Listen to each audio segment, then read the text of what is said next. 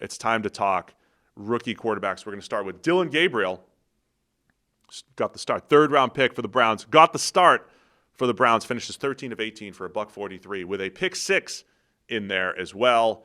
What are your thoughts on Gabriel in his debut? Yeah, so the pick 6 is going to condition everybody's takeaway from this. And, of course, everybody's takeaway is going to be irrational and insane because it's the Browns quarterback situation and it's connected to Shedeur Sanders. You say that, and let me just pose this question that I posed to you on Twitter the other day. Yeah. How many Shouty Show co-hosts know who Dillon Gabriel is? They know it because it's connected to Shedeur Sanders. That's how they know it. Okay. The guy had like a 12-year college career across 15 different programs. Yeah. And they probably have no idea who Dillon Gabriel is until he was competing with 5th-round pick Shedeur Sanders. Well, they know him as simply the roadblock to Shedeur Sanders being the starter. Like, who is this chump who's sitting there somehow above Shedeur Sanders on the Browns depth chart? Like, what is this joke? That's how they know of Dillon Gabriel. But they don't know Dillon Gabriel. What'd you see from Gabriel in this game? So I thought he looked pretty good. He got the ball out reasonably quickly most of the time. His arm jumped out again.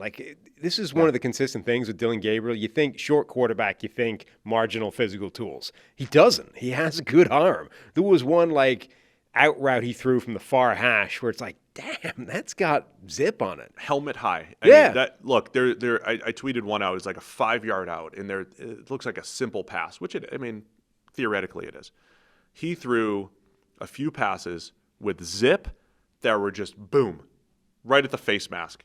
So the short area accuracy stood out to me, which, by the way, I thought wasn't necessarily a weakness, but I didn't think it was like a strength coming out.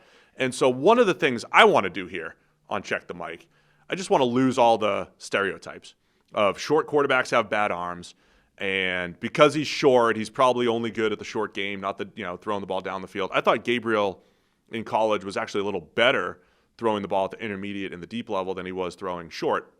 But yeah, there was probably 3 or 4 passes.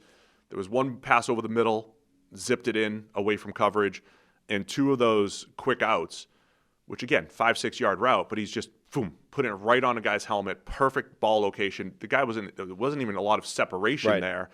So I thought overall he played really well. Yeah, and early in the performance, the Eagles' defensive line was getting pretty quick pressure. Like they got in his face a couple of times early, and I thought he maneuvered that reasonably well. Or more to the point, he didn't let it affect him because actually it kind of dried up after that, and the Browns' pass protection got a handle on the game. But sometimes, if you get to a quarterback early, it's all gone, and they start getting skittery and bad things happen. Gabriel dealt with that reasonably well and then was able to keep playing well once the pass protection got itself together. The interception is going to be, a huge focus of everybody. It wasn't good, but I think the tight end is by far the biggest problem on that play. Like the tight end gets wrecked, ends up being in the wrong place and ending up basically in the pathway of the wide receiver, who should have been further behind him. And Gabriel tries to force it past the tight end to the receiver, I think. And because of where the tight end is, the cornerback's ability to undercut that is kind of obstructed from Gabriel. If you're the coaching point for that, if you're the Browns, would be, hey, look, it's a muddy picture, just throw it away, right? Gabriel's trying to make the play. That's what should have happened. Yeah, and that's a perfectly reasonable point. But it's not as bad as it looked. You know what I mean? It's not like that's just a ridiculous read. What are you even doing? You threw the ball right to a corner. It's like, dude, your tight end's making a mess of this. The picture is muddy. Don't take the chance. Just throw it away, right? So, with that context, I think it's not a good play, but it's not the catastrophe that it looked like. Hey guys, real quick, only 40% of our viewers are actually subscribed, so let's change that. Hit that subscribe button, and now let's get back to the action.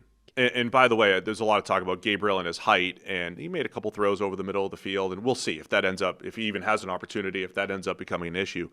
I thought his vision had bigger issues in college when he was actually outside the pocket on the move. He had a red zone interception against Michigan State last year. I think there was another bad one against UCLA.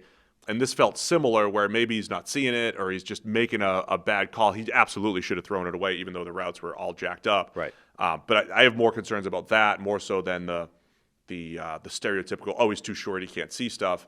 Maybe that actually affects him more outside the pocket, or that's just, hey, I could see it, but I'm just making bad decisions here. The Browns are going to be naming their starting quarterback for the season ahead of next week's preseason finale game. And they've said they want to use that third preseason game as, the dress rehearsal for week one. So you got this weird, teams are approaching all these preseason games very differently. Most teams are using this final preseason game as like the way the old fourth preseason game used to be, where it's like nobody's playing in this game. The Browns look like they're doing it the opposite way, where they've spent the first 2 weeks screwing around effectively. Let's give the young guys their chance. And then I imagine this is when we name Joe Flacco quarterback, and old man Joe is going to go out for the final game, albeit for, I don't know, a drive or two, a quarter. I don't know how long their dress rehearsal is, but this will be the debut of starter Joe Flacco. It's almost certainly going to be Joe Flacco, and then however long the dress rehearsal is, as you say, then hopefully you split the rest of the game between Shedeur Sanders and Dillon Gabriel and just say, thanks, Kenny. Have some fun with it. Thanks for your work, Kenny, but see your pig slip. I mean, you only need so many guys. But to me, both Gabriel and Shedeur should be making the roster. That's the thing. To me, the question is not who is the starter for the Browns. I would be shocked if it's anything other than Joe Flacco. To me, the questions are, how many quarterbacks are we carrying on this roster? Like, are all four of them going to make it? Who's the first guy off the bench if and when Joe Flacco plays his way to the bench? And then who's the odd man out if you're only keeping three? Those are the three questions. So that's the Browns. And look, Gabriel looked good overall. We'll see if the Shouty shows know his name this week. Thanks for watching all the way to the end of our video. Check the Mic is live every Monday, Wednesday, and Thursday. So be sure to hit this subscribe button so you don't miss a thing. The all-knowing algorithm is convinced that you'll like these videos as well. And frankly, who are we to argue?